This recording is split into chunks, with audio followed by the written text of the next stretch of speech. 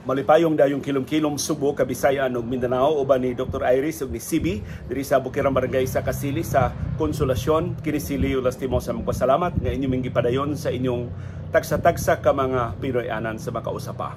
Ang atong sugilanon karong hapon naguluhan og Serhing Osmeña. Si Sergio Osmeña Jr. usa sa 13 ka anak ni Sergio Osmeña Sr. ang bugtong Subuanon nga nahimong presidente sa Republika sa Pilipinas.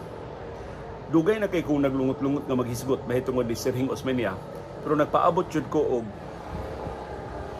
material, nagpaabot kog libro nga mo detalye nganong tawag siyang manluluwas sa demokrasya sa Subo. Katong mo detalye giunsa niya pagbuntog ang mga bunguton o bandos pordos sa mga Cuenco o sa mga Durano sa iyang pagpangu sa politika din sa Subo humat sa pagretiro sa iyang amahan nga si Sergio Osmeña Sr. Pero subo kay wa jud ko kakita sa kong kalugar pag adto sa Cebuano Study Center o sa pagpangita og uban pa mga reference materials. Pero naisgutan man angan ni Serhing Osmeña sa iyang anak nga si Kanhi Mayor Tami Osmeña nga may tinuod nga tag-iya anang Osmeña Boulevard nga karon mo gikaguptan kay giagian sa Bus Rapid Transit o Cebu BRT project. Muna naaghat ko paghisgot na lang ni Serhing Osmeña karong hapuna. Bisag pasiuna lang tila nga paghisgot, tingali mo sunod ang mas komprehensibo, mas detalyado kung makahigayon ko sa pagtuon sa iyang bulukon nga political career dinhi sa ato sa Subo. Si Serhing Osmeña kabahin sa unang pamilya ni Don Sergio kay si Don Sergio kaduha man maminyo. Sa una niyang asawa, napo iyang anak. Sa ikaduha niyang asawa, tulo ang iyang anak.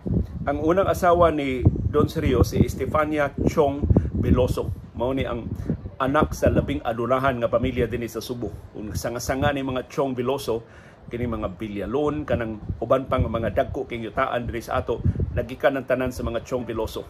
Silang Anhing Orisista Raul del Mar, pariente sa mga Chong Veloso.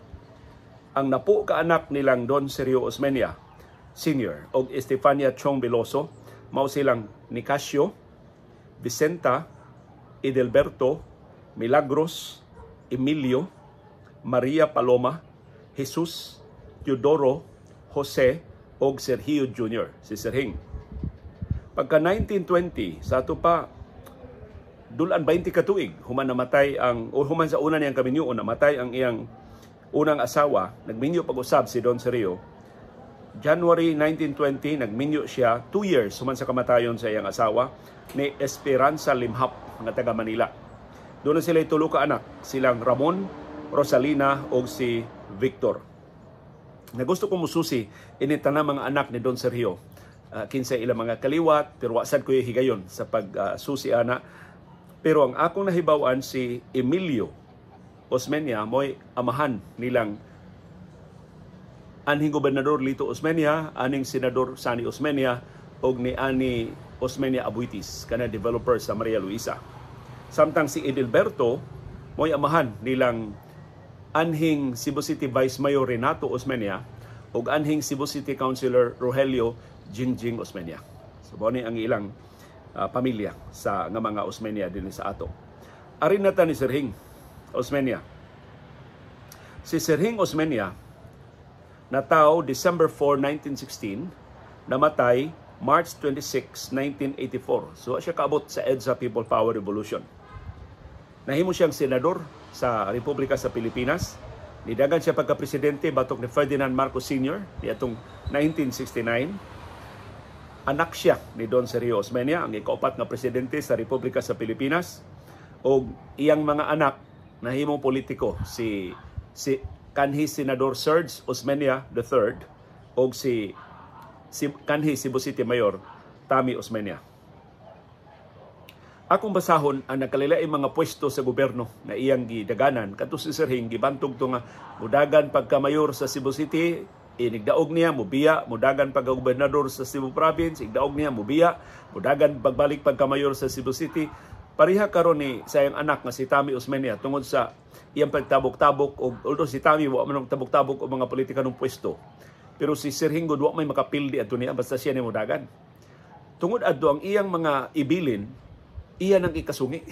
Di naman mo giveaway niya or pura kuha na ba, makaangko ng ilang kaugalingong politika ng ambisyon. So mauni ang iyang pagkasenador sa Republika sa Pilipinas. Naglingkod siya pagkasenador December 30, 1965. Ang iyang termino napupos December 30, 1971. Sa ito pa pagkahuman niya pagkapildi ni Marcos in 1969, nibalik pa siya og lingkod sa Senado. Until gipahigayon ang Constitutional Convention in 1991. So, pagdeklarar sa martial law, dili na siya sakop sa Senado. Dayon nahimo siyang mayor sa Cebu City sa 11 higayon, December 30, 1967, hangtod ra January 3, 1968. Ipharaguna. December 30, January 3, pila naman nagkaadlaw? 1967, 1968. So mga usa na kasi manasim ang iyang paglingkod pagkamayor sa Cebu City. Ang iyang gipulihan mao si Carlos Jurado Quezon. Ang nipuli niya mao si Eulogio Enriquez Bores, si Yoyong Bores. Unya dili to unang higayon. I think mao tay last niya nga termino pagkamayor sa Cebu City. So pila ra ka adlaw ang iyang pagkamayor sa Cebu City. Nahimo siya siyang mayor sa Cebu City December 30, 1963. So end of the year sila mo asumer sa ilang pwesto hangtod September 16, 1965. So at least niabot og mga duha ka tuig ang iyang pagkamayor sa Cebu City. Ang iyang gipulihan mao si Mario Diez Ortiz na iya sang aliado, unya gipulihan siya ni Carlos Jurado Quezon, si Carling Quezon. Nahimo siyang mayor sa Cebu City December 30, 1959 hangtod January 1, 1960. Tanawa, pila ra ka adlaw ang iyang pagkamayor. Ang iyang gisundan mao si Ramon Gonzales Duterte. Ang nipuli niya mao si Carlos Jurado Quezon. So si Carling Quezon mo'y usa sa iyang labing suod nga mga aliado. Later on iyang gikasungi si Carling Quezon. Dayon, I think mao ni labing una niyang termino pagkamayor 1955. December 30, 1955 hangtod September 12, 1957. Ang iyang gipulihan mao si Pedro Clavano. Ang nipuli niya mao si Ramon Gonzales Duterte. Ininterminuhan niya, so first term day pagkamayor niya sa Cebu City, mo ang paghugos ni Iris. Kay kini si Dr. Iris, doon naman ni Kaluha. Unya, ang iyang Kaluha si Ida Hakosalem, gikugo sa asawa ni Sir Hing. Of course, proud kay si Iris nga ang mayor gyud sa Cebu City man nikugos niya. Sus inighatag kuno regalo, mas daghan magregalo. Ang asawa ni Sir Hing, usay si Sir Hing makalimot gani tungod siyang kabisi pagkamayor, sa iyang pagkabisi pagkapolitiko. So magluod si Dr. Iris nga karon na siya maalkansi sa birthday gift sa iyang Kaluha na kinugo sa asawa ni Sir Hing Osmeña. Dayon nahimo siyang gobernador sa Subo December 30, 1951 hangtod December 30, 1955. So upat ka tuig siya nga gobernador sa Subo. Ang iyang gipulihan mao si Manuel Cuenco. Ang nipuli niya mao si Jose Briones. So posible mao na ni higayuna katong bunguton og 2x2 puli niya sa mga Cuenco sa Subo. Dayon nahimo siyang kongresista sa ikaduhang distrito sa Subo, sa karaan pa ni nga 2nd district, lahi kayo sa 2nd district karon sa Cebu province. Ang niasumer siya pagka-kongresista March 18, 1957 hangtod December 30, 1961. Ang iyang gipulihan mao si Pedro Lopez, kanang gipasidunggan sa P. Lopez Street, dool sa sumpay sa Osmeña Boulevard padung sa Borromeo. O gipulihan siya ni Jose Briones. Nataw siya December 4, 1916, Sergio Veloso Osmeña Jr.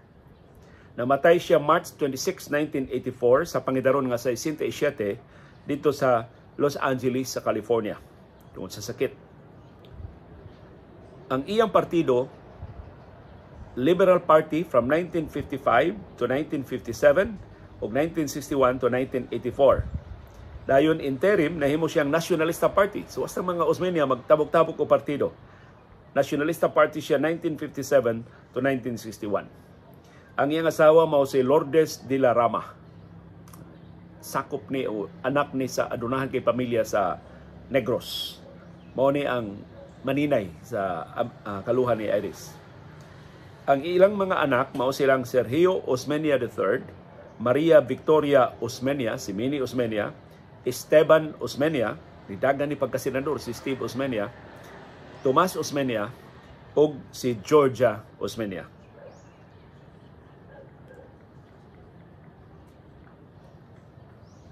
Sa pagkatao ni Sir Hing, Speaker na sa House of Representatives si Don Sergio.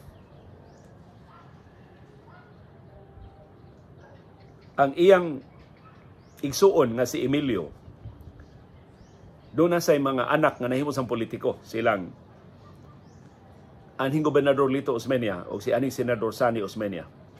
Unsa may kurso adtong Sir Hing, unsa may iyang gikuha. Si Sir Hing Osmeña cum laude sa Associate of Arts gikan sa Ateneo de Manila University, nigraduar siya 1935. Dayon nahimos nigraduar siya Bachelor of Science in Commerce summa cum laude sa New York University sa 1936. Human siya naggraduar, nagsugod din siya sa iyang import-export business dito sa New York. Dayon pag-ulbo sa ikaduhang gubat sa kalibutan, kay nigraduar siya 1936, so pag-ulbo sa ikaduhang gubat sa kalibutan, gipasangilan si Sir Hing Osmeña nga collaborator sa mga Hapones. Pero bisig unsa na kog research, wa ko kakuhag detalye sa pasangil sa nga collaborator siya sa mga Hapones. Although pagdagan niya pagka-presidente in 1969, usa ni sa mga issues ni Marcos batok ni Sir Hing, na collaborator siya sa mga Hapones. Samtang si Marcos nagpatuo nga bayani siya, daghan kay siya gipatay nga mga Hapones. Although nahibaw ta karon nga fake dito ang pangangko ni Marcos, di dito tinuod ang iyang mga medalya, manufacture dito iyang mga medalya sa iya kunuhay nga pagkaisog nga manggugubat batok sa mga Hapones. So pending ni ako ning assignment ato ni susihon nganong gipasangilan si Sir Hing, unsay mga detalye ini pasangil batok niya nga collaborator siya sa mga Hapones sa ikaduhang gubat sa kalibutan. Dayon pagbalik niya din sa Pilipinas, nahimo siyang presidente sa Dilarama Steamship Company Incorporated. Mao ni ang dako kayong kompanya sa iyang asawa.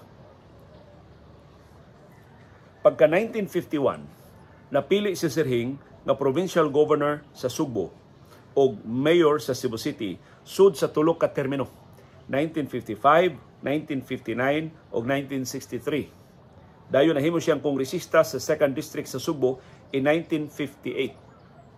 Sa dihang kongresista siya dito ang iyang bituon ni sidlak sa nasudnong politika itong nailhan si Sir Hing sa Tibok Nasod. Kay nahimo siyang ngilngig kay nga fiscalizer. May kay siya mo fiscalize sa mga programa sa gobyerno ug bubuyag sa mga kahiwian sa nagrelain nga mga ahensya. Tungod sa iyang pagka-fiscalizer, gipasidunggan siya sa Congressional Press Club isip one of the 10 outstanding congressmen sa 1959. Pagka 1961, si Sir Hing Osmeña nidagan pagka-vice presidente sa Pilipinas. So sayo kay siyang ni tungod kay outstanding congressman man siya. So after 2 years, gipaymuslan niya nga doon na siya ngan sa Tibok Pilipinas, dagan siya pagka-vice presidente independente. Pero napildi siya taga Mindanao, ang nakapildi niya si Senador Emmanuel Pilais. So lupig siya si Senador Pilais, senador naman, doon na siya national constituency, si Sir Hing kongresista, wa pa kay siya mailhi sa Tibok Nasod. Pagka November 1965, napildi man siya ni Pilais, nidagan siya pagka-senador, nahimo siyang sakop sa Philippine Senate sa 1965. Human sa 4 ka tuig sa iyang pagkasakop sa Senado, samtang naglingkod siya sa Senado, kusgano na siyang nisaway ni Marcos. So siya na fiscalizer sa administrasyon ni Marcos. Mao to nga nakadesider siya pag eleksyong presidensyal sa 1969, siya mao yung dagan batok ni Marcos sa pagka-presidente.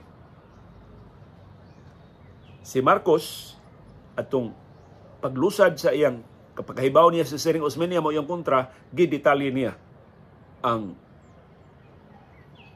kalihukan ni Sir Hing pag-collaborate sa mga Hapones. Sumoto usas mga issue gigamit ni Marcos batok ni Sirhing sa eleksyong presidensyal sa 1969. Dayon, ang expose ni Marcos gibutyag Abril 1969, pagka June, after 2 months, si Sirhing, bisan sa expose batok niya, nakadaog sa nomination sa Liberal Party. Siya opisyal nga kandidato sa LP sa pagka-presidente. Batok ni Marcos, kasi Marcos niya itong higayon na nationalista man. So NP batok LP. Si Sirhing mo'y LP, si Marcos mo'y NP sa 1969 presidential elections. Naadtong eleksyon na, gipasangilan si Marcos nga puwerteng dakua o gasto.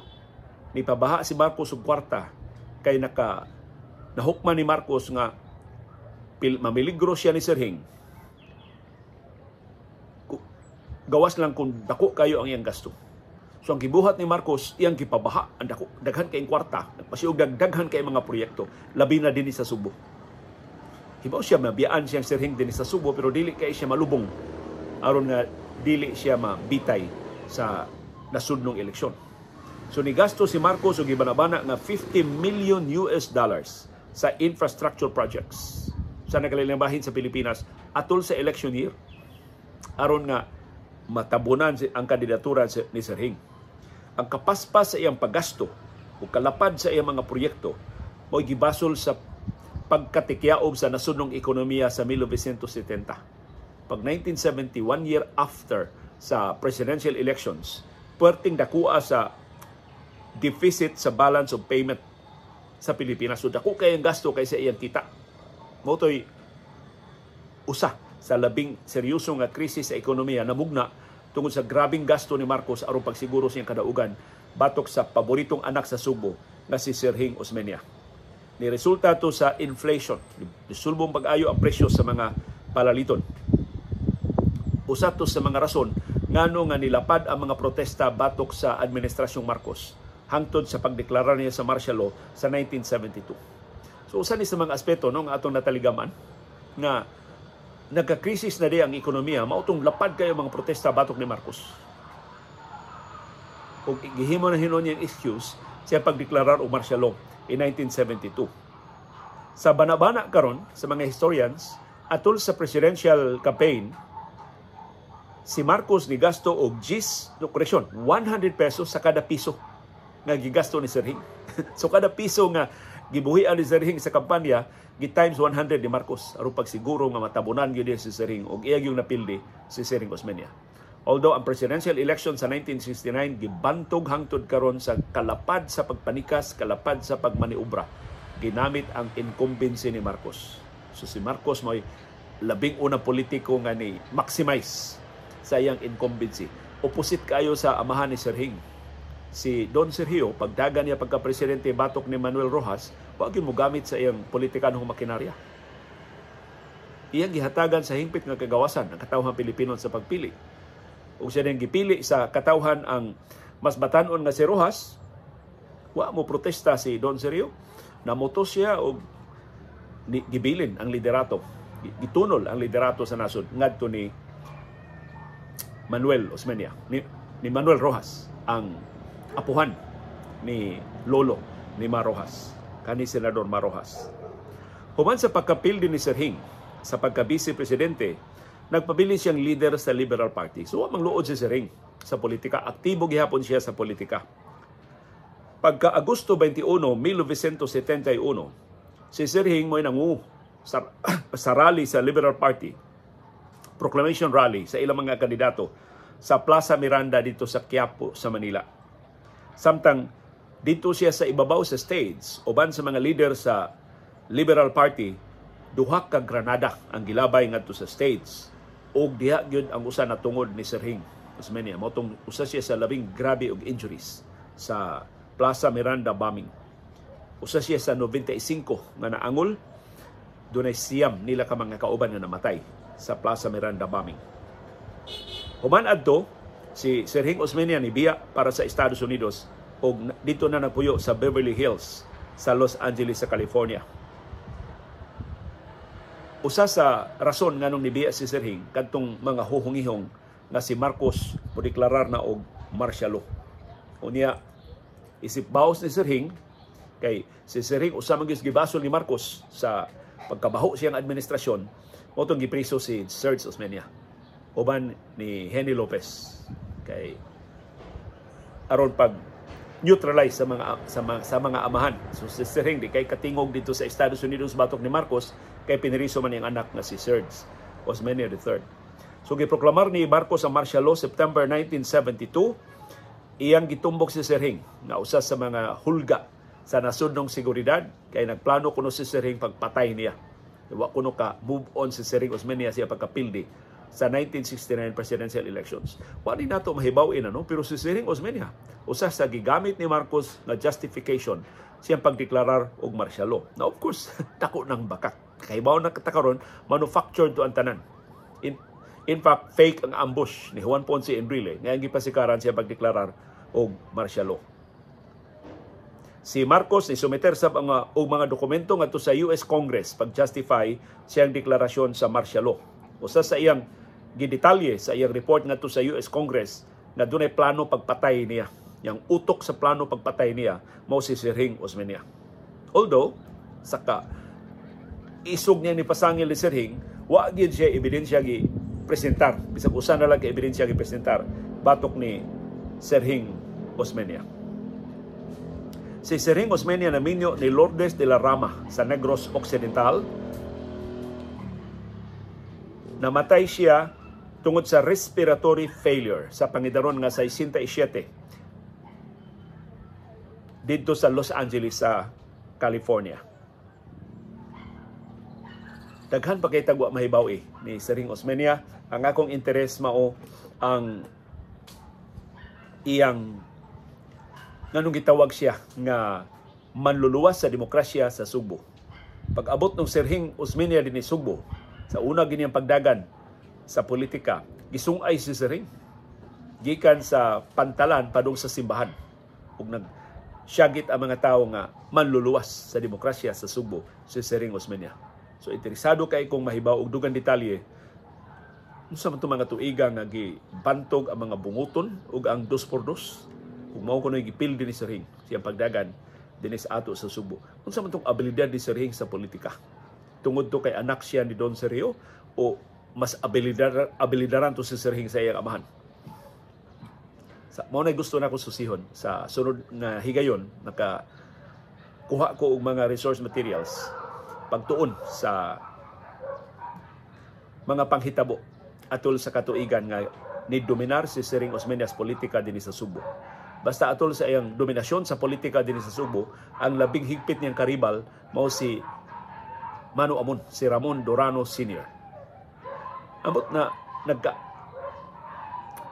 extend ba sa mga ilang mga anak ang political rivalry? Murag wa na kay si Tommy Osmeña ni concentrate naman sa Cebu City.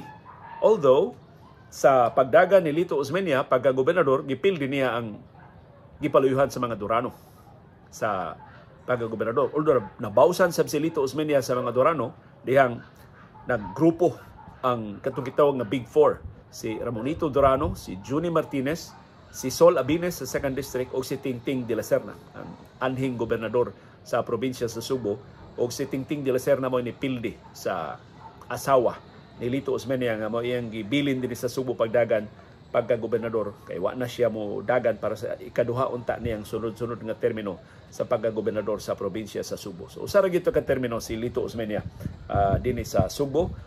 Pero sa 1978 election, si Lito Osmeña ni dagan uban ni Ramonito Dorano. Sila ba yung upat mo inidagan pagka-assemblyman dinhi sa Subo? Si Ramonito Dorano, si Eduardo Gulyas, si Tony Cuenco o si Lito Osmeña. O silang upat, Gulyas, Dorano, Cuenco, Osmeña, gipildi, giratsadang tanan, nasiruhan ang ilusang bagong lipunan din sa Subo ug Central Visayas in 1978. Interim batasan pabasa elections, sidaog silang Taliox Bacalso, Billy Ligaspi, Jun Davide, Imon Fernandez o Bartolome Cabangbang, J. Villegas o guban pa nga mga leader sa posyon Bisaya. Na, partial ang una nimo mga kasayuran hato makahipos ko og dugang mga detalye.